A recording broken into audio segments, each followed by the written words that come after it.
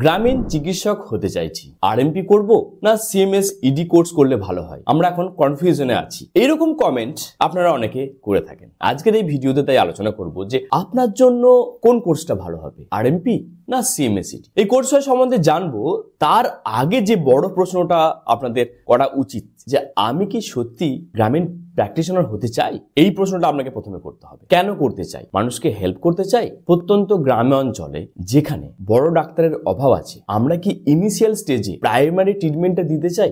এই প্রশ্নগুলো আগে প্রথমে নিজেকে করুন। এই প্রশ্নের উত্তর যদি হ্যাঁ হয় তাহলে বলবো আপনি গ্রামীণ চিকিৎসকের জন্য যোগ্য আছেন। তাহলে প্রথমে আমরা জানবো যে আরএমপি কার জন্য। আরএমপি ওই ধরনের প্র্যাকটিশনারদের জন্য যারা চাইছেন যে সদ্য এই গ্রামীণ চিকিৎসক হওয়ার জন্য ইচ্ছা প্রকাশ করেছেন, কিংবা আপনি ধরুন মেডিকেলের যে কোনো একটি ফিল্ডে ছিলেন, কোন একটি নার্সিং হোমে 5 বছর কাজ করেছেন, বা নার্স হিসেবে 5 বছর কাজ করেছেন, বা কোনো একটা ওষুধের দোকানে 3-4 বছর কাজ করেছেন। আপনার মনে ইন্টারেস্ট জেগেছে, আপনার মধ্যে একটা ইচ্ছা হয়েছে যে আমিও কিছু প্রাইমারি ট্রিটমেন্ট করতে পারি। যখন আপনার এই ধরনের ইন্টেন্স বা ইচ্ছা জেগেছে, এই ক্ষেত্রে আপনাকে বলবো প্রাইমারি স্টেজে সার্টিফিকেট যে কোর্সটা আছে আরএমপিটা করুন। এখানে আপনি কি পাবেন? এখানে আপনি জানতে পারবেন আমাদের যে হিউম্যান বডি, এই হিউম্যান বডি ফিজিওলজি অ্যানাটমি সম্বন্ধে জানতে পারবেন। ফিজিওলজি অ্যানাটমি বলতে আমাদের যে শরীরটা গঠন হয়েছে, কটা অঙ্গ নিয়ে গঠন হয়েছে, এই প্রতিটা অঙ্গের কাজ কি, এটাকে আমরা ফিজিওলজি এবং অ্যানাটমি বলছি। তাহলে আমরা বেসিক জিনিসটা জানতে পারবো একটা হিউম্যান বডি সম্বন্ধে। তাছাড়াও আমরা কিছু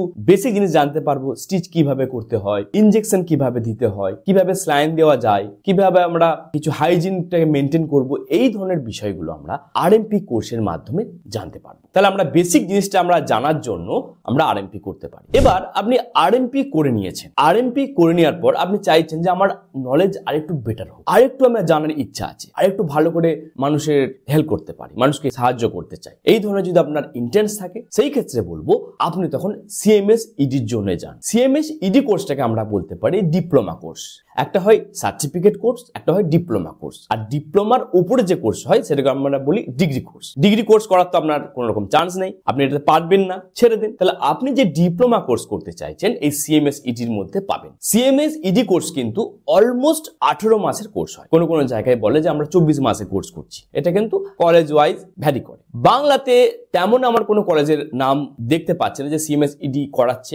বাংলার বাইরে অন্যান্য স্টেটে কিন্তু অনেক জায়গাতে আমি দেখতে পাই যে সিএমএস ইডি কোর্স করাচ্ছে এবং তাদের জন্য কলেজও হয়েছে। তো আপনারা নিজেদের মতো করে দেখে নিন। এই সিএমএস ইডি কোর্সে আপনি কি পাবেন? এক তো দেখুন ফিজিওলজি অ্যানাটমি সম্বন্ধে জানতে পাচ্ছেন, এছাড়াও কিছু এসেনশিয়াল যে ড্রাগস আছে, অলমোস্ট 250টার মতন এসেনশিয়াল ড্রাগসের নিয়ে আপনাকে পড়ানো হবে। আপনাকে বোঝাবে যে পার্টিকুলার একটি ওষুধ কখন অ্যাপ্লাই করবেন, তার কি হতে পারে, তার প্রবলেম কি আসতে পারে, এই ধরনের নলেজ কিন্তু আপনি সিএমএস ইডি কোর্স থেকে জানতে পারবেন। তাহলে দেখুন আপনার যে নলেজটা সীমিত ছিল, এই সীমিত নলেজকে একটুখানি হলেও এনহ্যান্স করার জন্য আপনি সিএমএস ইডি করতে পারেন। তবে সিএমএস ইডি কোর্স করার জন্য যেটা আপনাকে বুঝতে হবে, প্রথমত আপনার 2 থেকে 4 বছরের একটা আরএমপি কোর্স থাকা চাই, আপনার একটি সার্টিফিকেট থাকা চাই, আপনার একটি নলেজ থাকা চাই। তা না হলে আপনি সিএমএস ইডি করে তেমন কিছু ভালো রেজাল্ট পাবেন না।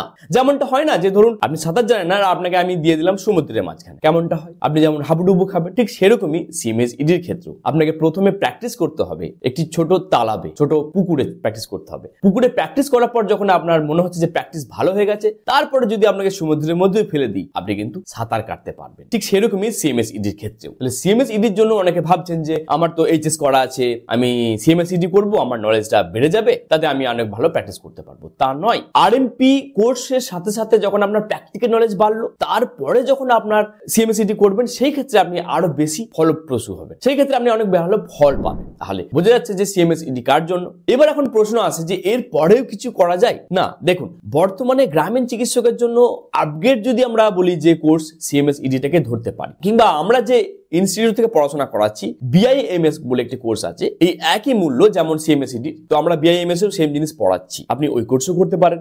আশা করি আপনাদের এই যে প্রশ্নটার সমাধান দিতে পেরেছি। যদি আপনাদের আরো মনে কোনো প্রশ্ন থাকে, যদি কোনো আরো কোয়ারিজ থাকে, কমেন্ট বক্স আপনার জন্য খোলা আছে। আপনি যদি চান যে আমার সাথে পার্সোনালি কনসাল্ট করতে, আপনি যদি চান যে আপনার সাথে একটু আলাদাভাবে আলোচনা করতে, কথা বলতে, তার জন্য ডেসক্রিপশনে দেখুন একটি লিংক দেওয়া আছে, ওই লিংকে ক্লিক করুন, আপনি একটি সিট বুক বুক করুন এবং অতি সত্বর আপনার সাথে কথা বলবো আমি। ভিডিওটা ভালো লাগলে একটি লাইক করুন, সাবস্ক্রাইব করবেন এই ধরনের ভিডিও পাওয়ার জন্য। পরের ভিডিওতে আবার দেখা হচ্ছে আপনার সাথে। Thank you very much.